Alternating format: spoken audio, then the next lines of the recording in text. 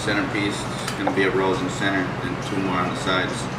And I cut off the bottom segment to make a divider, like if it's floating. I mean, I've never done it. I just seen it, so I figure I can do it. My name is Jason Brenny.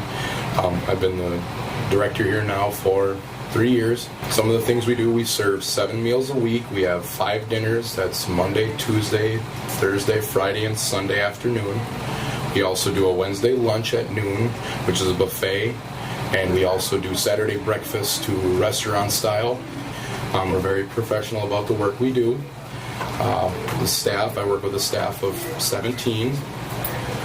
And there's 5 cooks, including myself, and then there's a dining coordinator, a hostess, and 10 servers. We do quite a large number of catering now since I came on board. We push really good into that stuff. We did a wine tasting and cheese tasting about 2 years ago for a member that used to be here. She wanted something that would complement her wine and cheese and crackers tray, so I built a 2.5-foot tall middle centerpiece out of mint leaves, basil, kale, oregano, fresh thyme, and it was a very aromatic with fresh mint leaves and stuff like that. The peacock that we did for the open house, we really put a lot of time and effort into that one. That one was really nice. That was just something we seen a visual picture of, and like I said, with the lighting in the bottle factory, me and Jose just started drawing stuff up and started working on it. If you'd have been in here that day, the staff didn't know how we were doing it. He was on one side with these little automatics. I was on, it just sounded like a little shop working over here. How do you guys work on that stuff together? It's just, we work well together with that. Kind of feed off each other, what each other's doing on each side, and it just rolls in together. Other catering that we specialize in, fruit sculptures and fruit displays, more melon sculptures, stuff like that. We can do anywhere from small little edible fruit bouquets to watermelon peacocks and anything else. We've done turtles and whatnot, and we'll have some more of that stuff to come up. We also do watermelon wishing wells, watermelon bird cages. We do cakes. I have a very wonderful cake decorator and a cake baker. We've done some elaborate fondant cakes that are 3D designed. They stand up. Where our catering license is strictly for on the ground, so all 12 acres of Becketwood is no possible catering. 90% of the catering goes to members. Anything from cookies and coffee to 4 people to elaborate 3-course gourmet meals of, lobster tail and prime rib, for 200. So our options are pretty open, everything in between. The holiday dinner this year is the biggest meal we've put on at Becketwood since I've been here, flat out.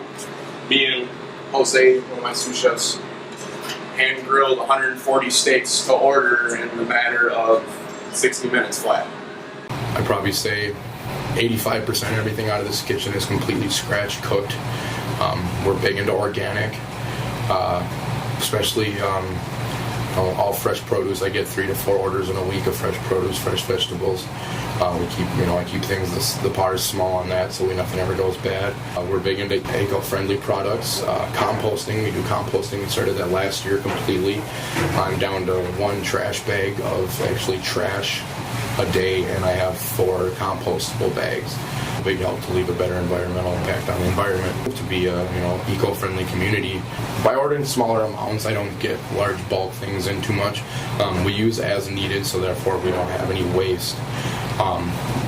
I may be down to about a 2% food loss a month, which is pretty darn good when you talk about the industry standard.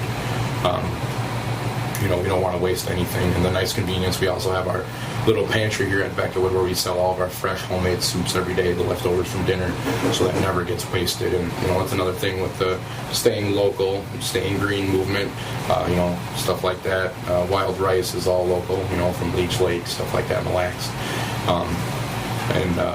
I get a whole list. We do use part of Bick's, a lot of Bick's produce.